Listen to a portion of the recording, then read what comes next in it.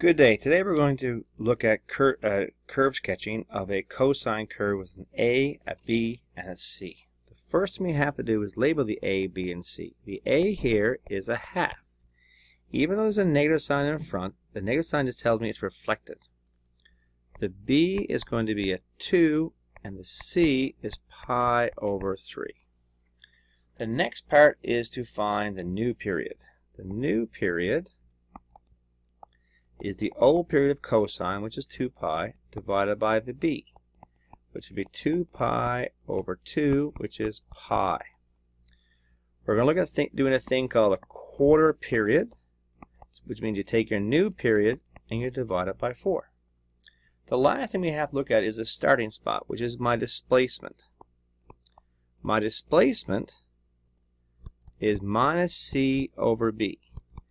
My c was pi over 3. My b was 2. So this becomes pi over 6. Oops, right, negative pi over 6. Do not lose your negative sign. Now, we need to draw our table of values, x and y, and this negative pi over 6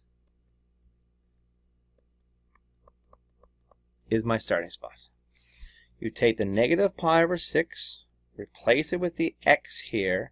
This inside bracket now becomes 0. Cosine of 0 is 1. 1 times negative a half, and there we have our very first coordinate of x and y for our graph. We need 5 points in total. So using the quarter period, we would add the pi over 4 to the point ahead, and that will give me pi over 12. You take pi over 12, place it into the x, so you have 2 pi over 12, which is pi over 6. Pi over 6 plus pi over 3, you work this out, and it becomes pi over 2, which is 90 degrees. Cosine of 90 degrees is 0.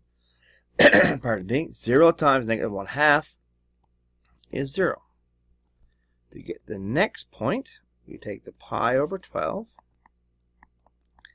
add the quarter period again, and we say pi over 12 plus pi over 4. That gives me a pi over 3. You put the pi over 3 into the x. 2 times pi over 3 is 2 pi over 3, plus pi over 3 is 3 pi over 3, which works out to be pi. Cosine of pi, or cosine of 180 degrees, is negative 1. Negative 1 times negative a half gives me a total of just a half. We have to go 2 more times. The next point, you would take pi over 3, add your quarter period, and that gives you 7 pi over 12. You take the 7 pi over 12, plug it back into x, so you have 2 times 7 pi over 12, which breaks down to be 7 pi over 6 plus pi over 3. This entire thing here now, after you plugged in the right x, gives me 3 pi over 2, which is 270 degrees. Cosine of 270 degrees is 0. 0 times negative 1/2 is 0. The last point we get is to take the 7 pi over 12, add my quarter period again, and that gives me 5 pi over 6. You take the 5 pi over 6, replace it with the x to give you 10 pi over 6, or pi over 3, so you have 10 pi over 6 plus pi over 3. You work this out, and it comes out to be 2 pi. Cosine of 2 pi, or cosine of 360, is 1. 1 times negative a half is a negative a half.